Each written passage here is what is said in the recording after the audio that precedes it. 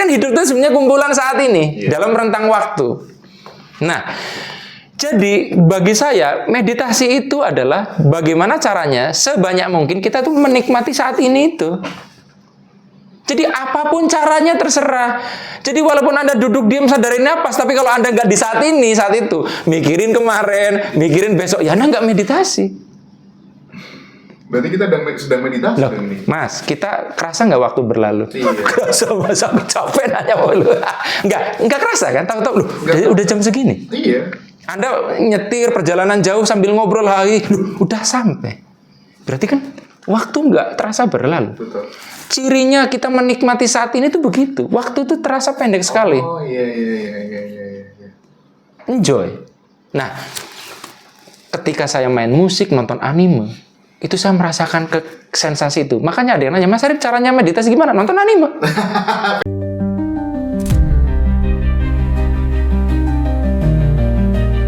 Enlightenment seorang Nabi Muhammad ini kaitannya ternyata sama kemanusiaan gitu. Nah, perjalanan cerita itu sampai di dunia dewasanya itu udah masuk pelajaran filsafat, Indra. Spektrum ateis itu beda, dari mulai ateis yang paling santai sampai ateis yang paling radikal juga Iya, ada.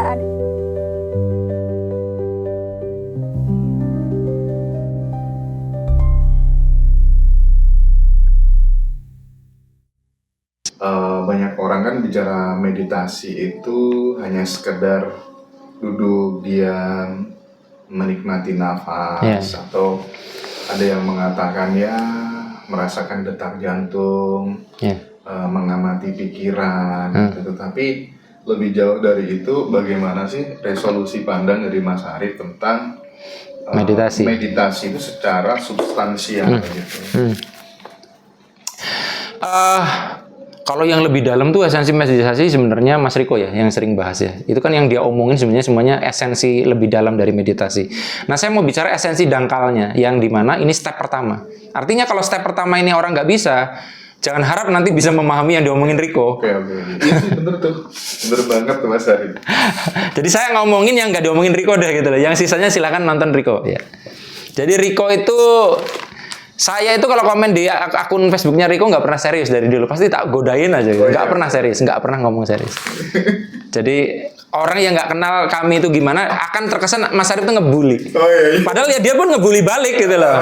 Gitulah ya hubunganku dengan Riko. Tapi sejak nikah aku jarang gitu loh, karena kadang karena saya punya pengalaman ada temen deket terus saya sering pasih bercanda gitu, ternyata yang tersinggung istrinya, Mas. Oh iya sih. Nah, jadi ada banyak cerita kayak kasus kayak gitu. Jadi aku udah nggak boleh kayak gitu lagi. Ternyata istrinya yang tersinggung. Padahal ini dia nggak masalah suaminya. Oke, berarti aku learn kan dari situ. Belajar kan dari situ. Istrinya yang marah, Mas. Jadi tahu saya. Iya. Kan aku belum tahu. Aku nggak tahu istrinya Riko tuh kayak gimana kan. Ya udahlah daripada salah mendingan enggak kan. Iya.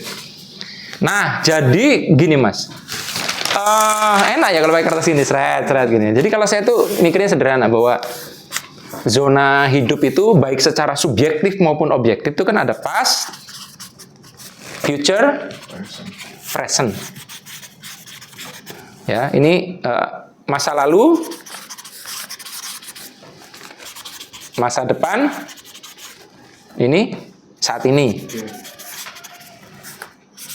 Sudah berlalu, belum terjadi, sedang terjadi atau sedang dialami. Nah sekarang Mas Hendra kalau saya nanya ini, hidup itu sebenarnya di mana? Hidup yang sejatinya hidup. Ini kan, sebetulnya kan ini. Artinya kalau ini di Mas Hendra hidupnya dimundurkan, sebenarnya masa lalu pun juga saat ini. Tapi yang udah berlalu kan. Berarti masa depan itu kan saat ini yang belum dialami. Betul. Berarti kan hidup itu sebenarnya kumpulan saat ini dalam rentang waktu. Nah, jadi bagi saya meditasi itu adalah bagaimana caranya sebanyak mungkin kita tuh menikmati saat ini itu. Jadi apapun caranya terserah. Jadi walaupun Anda duduk diam sadarin napas, tapi kalau Anda nggak di saat ini, saat itu, mikirin kemarin, mikirin besok, ya Anda nggak meditasi. Berarti kita sedang meditasi. Loh, Mas, kita kerasa nggak waktu berlalu? Iya. Kerasa, masa aku capek nanya sama lu. Nggak kerasa kan? Tahu-tahu udah jam segini. Iya. Anda nyetir perjalanan jauh sambil ngobrol lagi, udah sampai. Berarti kan Waktu nggak terasa berlalu. Betul. Cirinya kita menikmati saat ini tuh begitu. Waktu itu terasa pendek sekali. Oh iya. Enjoy. Nah, ketika saya main musik, nonton anime, itu saya merasakan sensasi itu. Makanya ada yang nanya, Mas Arif caranya meditasi gimana? Nonton anime. Versi Arif. Bingung dia, nggak paham. Nah, saya main musik, main keyboard, itu esensinya di sini. Nah, jadi kalau orang sudah paham ini, berarti dia bisa meditasi setiap saat dong. Berarti orang yang rokok ya bisa meditasi, orang yang lagi mancing juga bisa meditasi. Anda nonton TikTok juga bisa meditasi. Tapi kalau secara struktural, biar kita tuh lebih dalam lagi, ya memang bagusnya duduk, pejamkan mata itu adalah syariatnya, proseduralnya, biar Anda ngerti secara utuh. Tapi setelah itu kan kita nggak mungkin hidup begitu terus. Berarti kan gini, kalau meditasi itu harus duduk diam merem, berarti kita nggak bisa meditasi sambil melakukan hal lain dong. Berarti gimana? Biar kita bisa melakukan hal lain dalam hidup, tapi tetap meditasi. Berarti kan harus paham intinya meditasi dong. Intinya meditasi kan sebenarnya menyadari saat ini. Ya, hadir di sini saat Iya. ini. Nah, jadi ini pun sama, Mas. Mas, gimana caranya khusyuk sholat? Anda tidak akan bisa khusyuk kalau hadir aja enggak. Rasakan hadir. Urusan khusyuk itu penilaian Tuhan, nggak usah dipikir.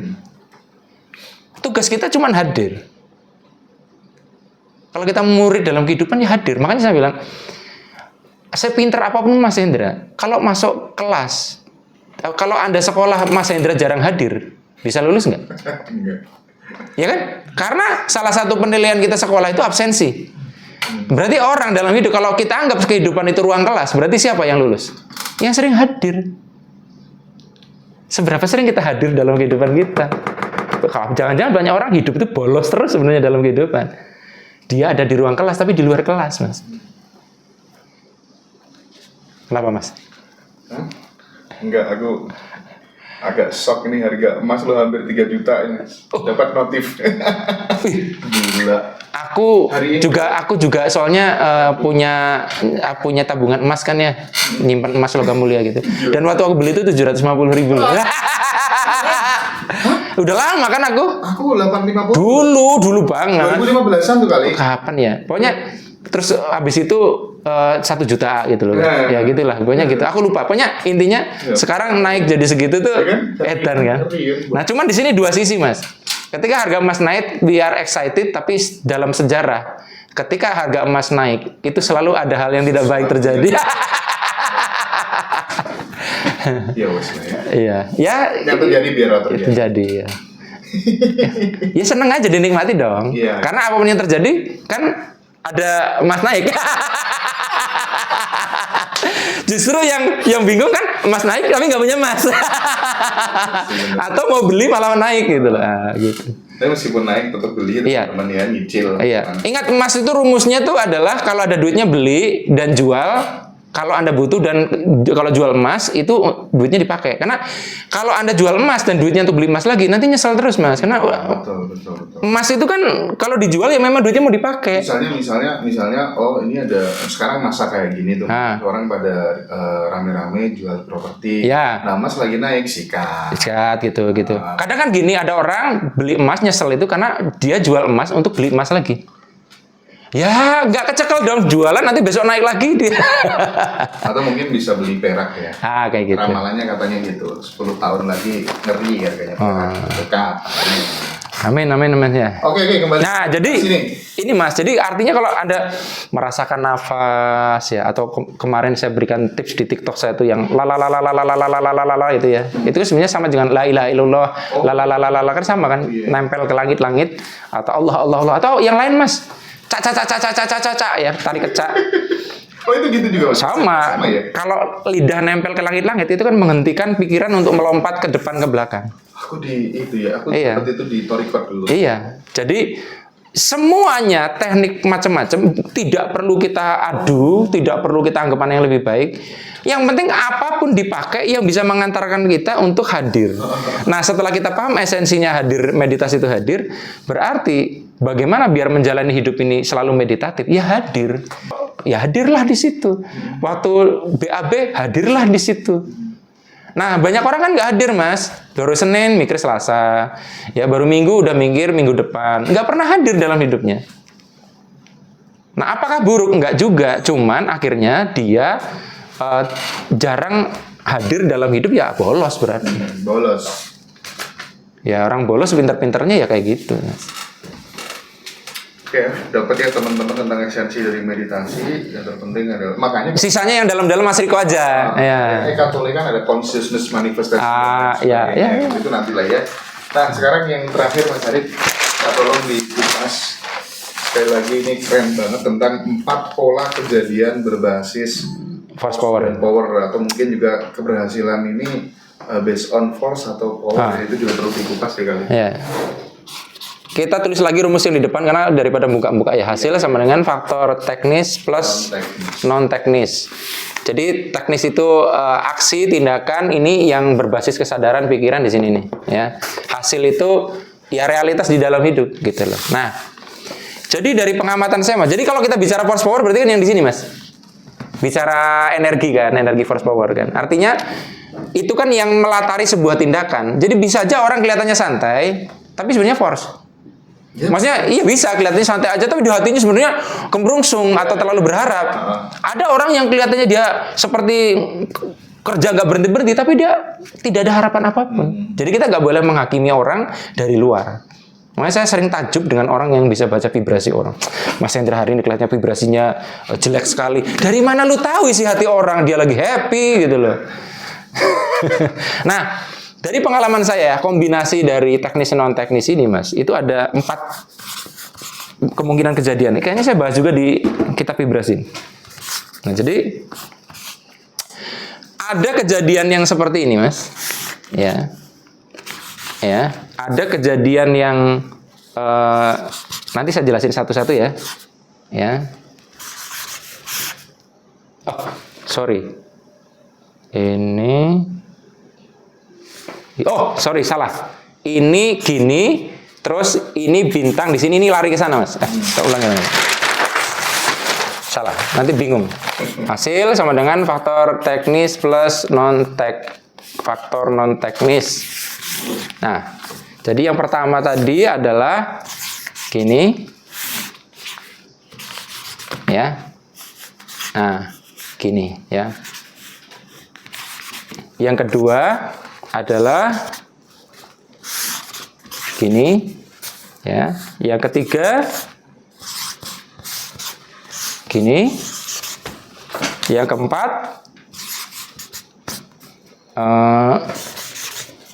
gini. Jadi gini penjelasannya. Ini tuh kita, orang nih, simbol orang. Ini panah ini arah pergerakan. Bintang-bintang ini adalah sesuatu yang kita harapkan dalam hidup. Ya anggaplah target lah ya, atau apapun lah ya, Mas ya. Jadi ada 4 pola, tapi ini saya bagi 2, Mas. Ini garis yang memisahkan ini. Kalau ini terjadi dalam hidup Anda, berarti Anda dominan pakai energi force. Kalau ini dominan terjadi pada hidup Anda, ini power. Oke? Nah, saya jelasin satu-satu. Jadi yang pertama ini, Mas, polanya. Anda mengejar sesuatu, dan sesuatu itu seolah-olah semakin berlari menjauh. Anda ngejar targetnya itu tambah jauh aja dikejar. Anda mendekati wanita, wanitanya melarikan diri. Jadi Anda mengejar sesuatu, selalu sesuatu itu malah berlari menjauh. Jadi kayak ngejar maling loh, Mas. Maling itu kan jarang yang berlari menghampiri kita, Mas.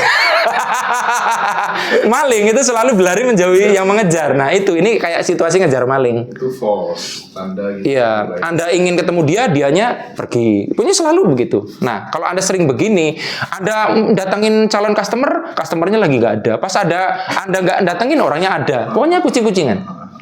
Oke? Ini dia yang terjadi. Setiap Anda coba ingin punya dorongan ngambil peluangnya nggak ada. Pas Anda nggak ada dorongan, peluangnya ada. Kayak gitu. Terlalu ingin ya, dan bisa menyebabkan itu ya? Iya, betul. Ya memang karena force jadinya begini. Ya. Ini dia ya masih force, tapi dia masih bisa nyampe ke targetnya ini, Mas. Karena targetnya diam di tempat, tidak berlari. Cuman berarti apa? Dia harus mengerahkan usahanya luar biasa. Di sini berarti fisik. Nah, orang-orang yang mengandalkan ini, Mas, kerja keras.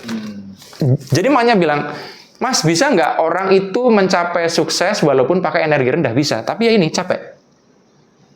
Ya dia bisa sampai usia 50, 60, 70, capek dong energinya. Nah, jadi kalau Anda seringnya begini atau begini, berarti Anda dominan dalam hidup itu pakai energi rendah, energi force. Nah, kalau Anda mengalaminya ini, itu Anda lebih sering ada di power. Kita lihat yang nomor 3 adalah Anda menuju sesuatu itu, tapi sesuatu itu juga menuju Anda. Ini yang saya sebut menjemput.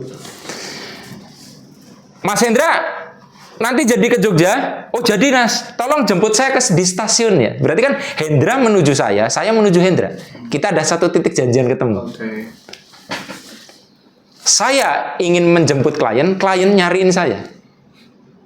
Jadi kalau kejadiannya kayak gini, apakah masih ada pergerakan? Masih, tapi berkurang separuh bahkan lebih, karena sesuatu itu pun seolah mendekat kepada kita. Saya ingin dapat pacar. Gitu kan kalau yang anak-anak muda tuh, Mas saya pengen punya cewek nih gitu loh. Tapi ceweknya juga ternyata ada yang suka sama dia, jadi gitu. Nah yang ini yang sering didambakan, dihalu-halukan kebanyakan orang.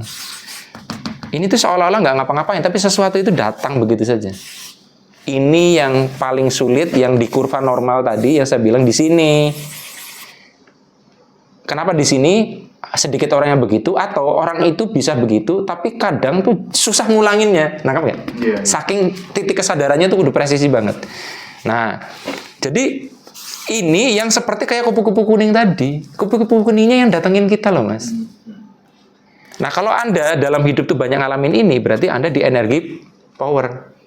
Cuman anggaplah ini jadiin bonus saja. Kalau Anda sering begini aja udah bagus kok. Mungkin teman-teman yang merasa dirinya masih di wilayah force, dia akan tanya ke Mas Arif, gimana dong Mas ngubahnya aku biar bisa naik level ke power gitu. Kalau kita bicara dari tabelnya, sebenarnya kan tabel itu kan tabel kesadaran itu juga ada beberapa kolom ya, dan nggak semua kolom ditampilin. Nah, kita bicaranya kan yang umumnya ditampilin adalah emosi dan pikiran. Artinya ngubah energi kan ngubah perasaan. Artinya kalau misalkan di situ ada lihat, oh ternyata kekhawatiran itu levelnya force, berarti kalau saya bisa biar tidak force gimana? Ya berarti jangan di situ. Dilihat. Di power misalkan ada rasa cinta, ya berarti Anda ganti emosinya, maka Anda akan ganti energi vibrasinya.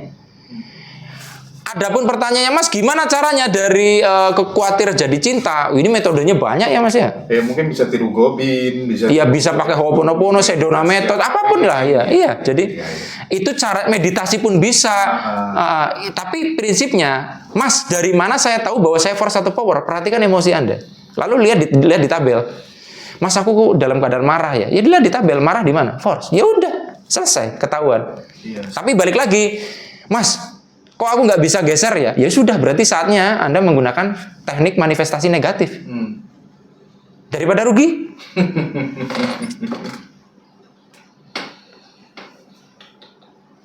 Nah, saya tidak mau terlalu menceritakan ini, Mas, karena ya pertama saya proyektor ya.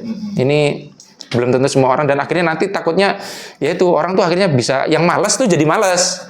Jadi saya lebih bicara ini. Tapi semua orang bisa berpotensi ke situ. Bisa, bukan nggak bisa. Kalau kesadarannya bertumbuh bisa dong. Tapi jangan dikejar hanya di sini, karena untuk begini Anda harus ngalamin ini, Anda harus ngalamin ini, harus ngalamin ini, baru ini dipahami yang terakhir. Ya, oke. Ruwet banget ya. Sampai berapa lembar ini ya? Istimewa sih. Oke ya teman-teman ya, dapat sesuatu yang sangat lezat ya. Dan ilmu ini dibagi cuma-cuma sama Mas Arif. Kita tahu tabungan energi, tabungan jariahnya akan seperti apa, karena ini akan didokumentasikan, di-upload di YouTube, di TikTok, di Facebook. Ini kan jadi jejak digital seorang Arif RH gitu ya, yang bisa mengedukasi, menginspirasi, dan saya yakin banyak orang yang bergerak setelah nonton ini. Terbukti dari komen-komen di TikTok dari tadi itu excellent, great pokoknya ya. Terima kasih. Dan kalau teman-teman mampir ke channel YouTube saya Arif R. Hafibrasi, satu hal yang saya pengen. Jangan dibandingin kualitasnya channel saya. Tolong tuh ya. Teman-teman ya, recommended banget ya. Mampir ke channel-channel Mas Arif, ke akun medsosnya beliau ya. Dan jangan lupa itu ada 2 buku istimewa. Serius teman-teman harus baca deh ya. Nanti aku rekomendasikan juga ke TVB deh buku Mas Arif yang terbaru itu, Holistic Life. Salam kenal ya untuk TVB karena saya belum pernah ketemu. Kalau apa tuh namanya? Kalau untuk kitab ilmu vibrasi TVB udah katam deh ya, dan banyak juga teman-teman yang merasakan manfaatnya. Nggak tahu teh nanti, siapa tahu nanti Mas Arif dapat ilham gitu ya. Mudah-mudahan saat bisa jadi bintang tamu acara reuni gitu. Waduh, Mas Arif, makasih banyak ya. Makasih Mas Ali, Mas Hendra, mohon maaf ya kalau ada kosakata yang terlalu offside ya. Ya, terima kasih. See you. Ya.